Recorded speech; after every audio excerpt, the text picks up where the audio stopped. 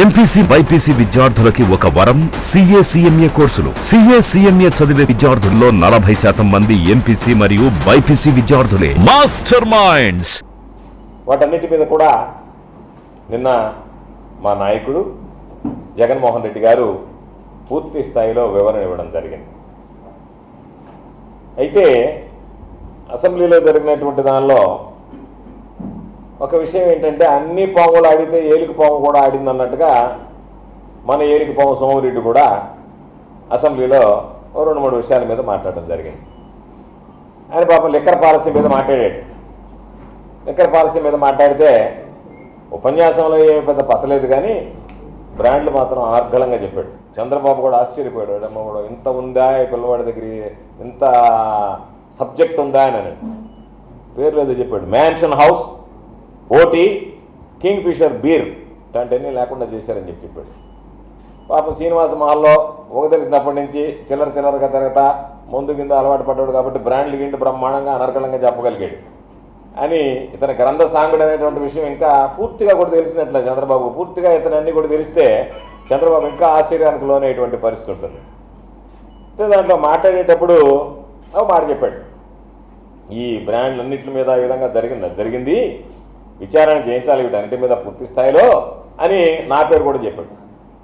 నేను చంద్రమోహన్ రెడ్డికి సవాల్ విసురుతున్నా. చంద్రమోహన్ రెడ్డికి నీతి జాతి ఉంటే, నేను మరలా చెప్తున్నా, నీతిమంతుడు లేదు, జాతి లేదు, నీతి జాతి ఉంటే నువ్వు అసెంబ్లీలో మాట్లాడినటువంటి మాటలు ఏదైతే ఉన్నాయో అవి నీకు ఇష్టం వచ్చినటువంటి ఏజెన్సీ చేత విచారణ చేసి నువ్వు రుజువు చేయని చెప్పి సవాల్ విసురుతున్నా. నీకు చేతనైతే, చేత కాలేదంటే చేతులు ముడుచుకొని కూర్చో. నేను వాగాను వెళ్ళిపోయానని మాట్లాడు. నీకు చేత అయితే ఈరోజు నువ్వు ఎస్ఎన్జే డిస్టిలరీస్ గురించి మాట్లాడావు. ఎస్ఎన్జే డిస్టిలరీస్కి ఎవరు పర్మిషన్ ఇచ్చాడు? చంద్రబాబు నాయుడు ఇచ్చాడా, జగన్మోహన్ రెడ్డి గారు ఇచ్చాడా? ఎస్ఎన్జే డిస్టిలరీస్ ఎప్పుడు ఓపెన్ అయింది? మీ హయాంలో ఓపెన్ అయిందా, ఎవరి హయాంలో ఓపెన్ అయింది? ఎందుకని నువ్వు ఒక మాట చెప్పు. ఓపెన్ చేశాడని తమరిని పిలిచారు, తమరు పోయిన వెంటనే మొదలుపెట్టారు బేరసారాలు ఆడ వాళ్ళ దగ్గర. అందుకని వాళ్ళు నేను ఎమ్మెల్యేగా ఉన్నప్పుడు నన్ను పిలిచారు, ఎమ్మెల్యేగా గౌరవించి. నువ్వు మంత్రిగా ఉన్నా నేను ఎమ్మెల్యేగా ఉన్నాను కాబట్టి నన్ను పిలిచారు, అంతే తప్ప దాన్ని ఆయనే ప్రారంభించాడంటే, నీ ప్రభుత్వంలో నేను ప్రారంభించానంటే నువ్వు సిగ్గుపడాలనా, గర్వపడాలనా? కాబట్టి అది ఏ హయాంలో వచ్చింది అనేది కూడా తెలియకుండా నీకు మతిమరిపోయిపోయా, చెవుల్లో మిషన్ పెట్టుకున్నా కూడా వినపడకపోయా, ఎవరన్నా చెప్పినా కూడా చెవుడు ఉండే తలకాయ పని చేయకపోయా. కాబట్టి నువ్వు తెలుసుకొని మాట్లాడితే బాగుంటుంది. నేను అందుకే చెప్పేది, దాన్ని ఎప్పుడు ప్రారంభించారు, ఎవరు ప్రారంభించారు, దానికి ఎవరు లైసెన్స్ మంజూరు చేశారు, ఎవరి హయాంలో ప్రారంభమైన అన్ని యూనిట్లు ఒకసారి కనుక్కో. 1. 2, మా పాత్ర ఏదన్నా ఉందా అనేటువంటి దాని మీద పాపం ఈడీ విచారణ రకరకాలైనటువంటి చెప్పారు. ఏ విచారణకైనా సిద్ధంగా ఉన్నా మీరు ఏదైనా చేయించుకో. ఎందుకంటే సిబిఐ విచారణ జరిపిన రోజు చెప్పా, సిబిఐ విచారణ నా మీద జరిగితే కోర్టు కేసులో ఫైల్ మాయమైనప్పుడు నేను దాన్ని ఆహ్వానిస్తున్నానని చెప్పా. మీ చంద్రబాబు లాగా సిబిఐ ఎంక్వైరీ అంటే ప్యాంటు తడుపుకొని బయటకు పరిగెత్తలే. నేను కోర్టులకు వెళ్ళి స్టేలు తెచ్చుకోలే. నేను ఆ రోజే సమావేశం పెట్టి సిబిఐ ఎంక్వైరీకి పిలిస్తే సిబిఐ ఎంక్వైరీ వేయమంటారా అని అడిగితే చీఫ్ జస్టిస్ వేయండి, మాకు అభ్యంతరం లేదు అని మా అడ్వకేట్ ద్వారా అఫిడవిట్ వేయించా. కాబట్టి ఆ రోజు నువ్వే చెప్పావు, పాపం శిక్ష కూడా నువ్వే వేసేసావు. ఏదో ఉపాహార శిక్ష, అపహారంలోనో కేసులోనో ఇన్ని సంవత్సరాలు వేసేసారు, ఇది చాలా పెద్ద నేరమో అని సిబిఐ ఏం చేసింది, విచారణ చేసి నా పాత్ర లేదని నిర్ధారించింది. నీ నోరు మూతపడిపోయింది. అదేవిధంగా ఈరోజు కూడా మరలా చెప్తున్నా, నువ్వు ఊరికే మాట్లాడి బురదలు వెళ్ళిపోదామని కాదు. నీకు ధైర్యం ఉంటే, నీతి నిజాయితీ ఉంటే దాని మీద విచారణ జరిపించి ఇదిగో ఇది ఈ పాత్ర అని చెప్పని ఈడీ చేత చేయిస్తావా, సిబిఐ చేత చేయిస్తావా, సిబిసిఐడి చేత చేయిస్తావా, ఎవరి చేతన నీకు ఇష్టం వచ్చినటువంటి ఏజెన్సీ చేత చేయించుకొని చెప్పు. కాకపోతే రాష్ట్ర ప్రభుత్వం అంటే మీ నియంత్రణలో ఉంటుంది కాబట్టి ఆ రాష్ట్ర ప్రభుత్వం మీరు ఏది రాయమంటే అది రాసి ఇరికించేటువంటి పరిస్థితి ఉంటుంది. కాబట్టి నేను కోరుకునేది దాని మీద నువ్వు ఈడీ కానీ సిబిఐ కానీ ఏదైనా కేంద్ర ప్రభుత్వ సంస్థ చేత నీకు ఇష్టం వచ్చినటువంటి దాని చేత దర్యాప్తు చేయించినా ఏమి ఇబ్బంది లేదు, భయం లేదు. ఎందుకంటే ఇలాంటి అవినీతి పరులు భయపడాల్సిందే తప్ప నాకేముంది భయము. 1. 2వది కంటైనర్ టెర్మినల్ గురించి మాట్లాడాడు. నువ్వు మొన్నటిదాకా నోటితో ఏం మాట్లాడావు? వైఎస్ఆర్ కాంగ్రెస్ పార్టీ గోవర్ధన్ రెడ్డి గారు ఎమ్మెల్యేగా మంత్రిగా ఇది ఇబ్బందులు పాలైంది అన్నావు. ఈరోజు నేను నీకు చెప్తున్నా, నువ్వు ఇప్పుడు మాట మార్చి కంటైనర్ టెర్మినల్ అట్ట ఇటాన్ని కాదు, ఏమి పొరపాట్లు జరిగాయి మా ప్రభుత్వంలో, దాని మీద విచారణ చేయించి నిగ్గు తేల్చు. ఈరోజు కంటైనర్ టెర్మినల్ నువ్వు ఏ విధంగా నిలబెట్టడానికి చర్యలు తీసుకుంటున్నావు చెప్పు. అసెంబ్లీలో నేను ఆ సుదీర్ఘంగా ఉపన్యాసం ఇచ్చేసాను అయిపోయిందని కాదు, నువ్వు అక్కడ ఉండేటువంటి వాళ్ళందరికీ ఒక భరోసా ఇచ్చావు. లేదు, మా టైంలో వెజల్ అప్పుడప్పుడు వస్తుంది, ఫ్రీక్వెన్సీ తగ్గింది, ఇప్పుడు అసలు వెజలే రావడం లేదంటున్నారు. నువ్వు పోరాట యోధుడివి కదా, నీలాంటి పోరాట యోధుడిని ఈ నెల్లూరు జిల్లా, ఆంధ్ర రాష్ట్రం, ఈ గడ్డ మీద నీలాంటి వాడు జన్మనివ్వడం అనేటువంటిది నెల్లూరు జిల్లా చేసుకున్న పుణ్యము, నెల్లూరు జిల్లా ప్రజలు చేసుకున్నటువంటి పుణ్యం కదా. అంత పోరాటం కలిగినటువంటి వాడి ఒంటి మీద పలం కండలేకపోయినా పోరాటాల్లో నువ్వు తిరుగులేనటువంటి యోధుడివి కదా నువ్వు. కాబట్టి కండతో సమానం లేదు, గుండె బలం ఉండేటువంటి పోరాట యోధుడిని అని చెప్పి మాట్లాడేటువంటి నువ్వు, ఫలం కండలేకపోయినా ఒళ్ళంతా గుండు ఉంది నాకు అని చెప్పి ముందుకు వెళ్ళేటువంటి నువ్వు, ఈరోజు పోరాట యోధుడిగా పేరుగాంచినటువంటి నువ్వు, ఈరోజు వెనకడికి వేయకుండా కంటైనర్ టెర్మినల్లో కూడా నీ పోరాటాన్ని కొనసాగిస్తే బాగుంటుందనేటువంటిది నా సూచన. అంతే.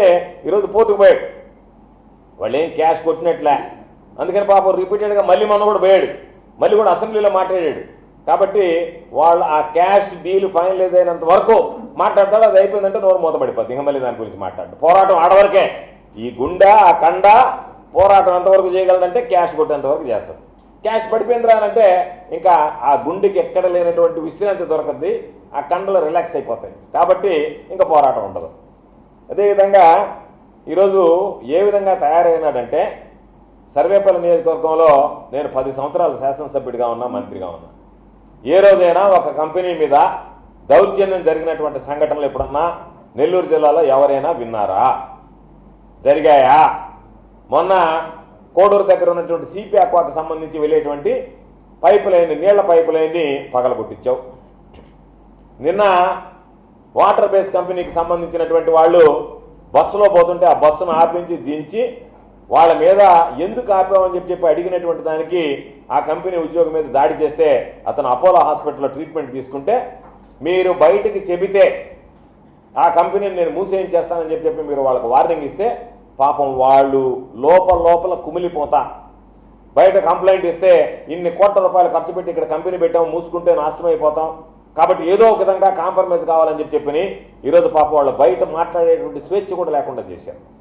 ఇటువంటి పోకడా దౌర్జన్యాలు ఏనాడైనా సర్వేపల్లి నియోజకవర్గంలో జరిగాయా?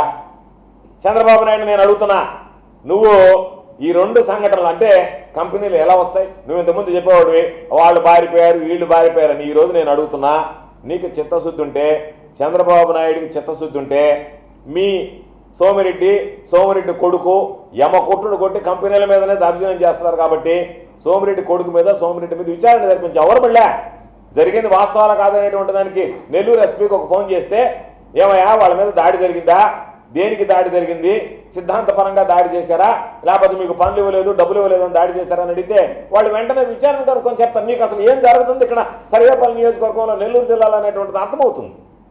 ఆ విధంగా కాకుండా ఈరోజు అంతకుముందు పామాయిల్ కంపెనీస్ ఉన్నాయి. పామాయిల్ కంపెనీస్లో ఇది అంతకుముందు ఉన్నటువంటి రసీదులు, బయట వెహికల్స్కి 300 రూపాయలు వసూలు చేసేవాడు. ఇవన్నీ 2019, 2024లో ఉన్నటువంటి రసీదులు. ఇప్పుడు కొత్త రసీదులు సృష్టించారు పాపం, కొత్త పద్ధతి ఇది.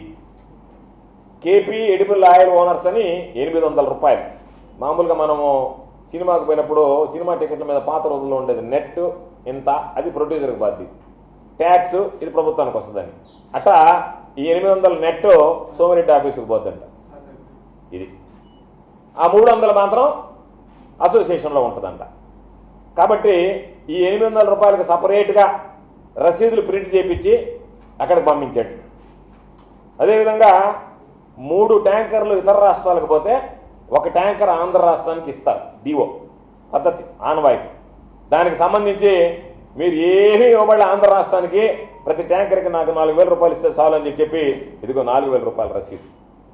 Master minds, the pride of India. Inter, MPC, BiPC, MEC, CEC చదివిన విద్యార్థులకు సీఏ మరియు సిఎంఏ ఫౌండేషన్ కొరకు నూతన బ్యాచెస్ ప్రారంభం.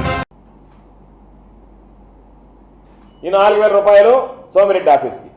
ఎప్పుడైనా ఇటువంటి రసీదులు పెట్టి ఈ విధంగా 4000 రూపాయల ట్యాంకర్కి 800 రూపాయలు మామూలుగా అక్కడికి వచ్చినటువంటి అసోసియేషన్ ఖర్చులకు 300 తీసుకుంటే ఆ 300కి అదనంగా మరొక 800 రూపాయలు.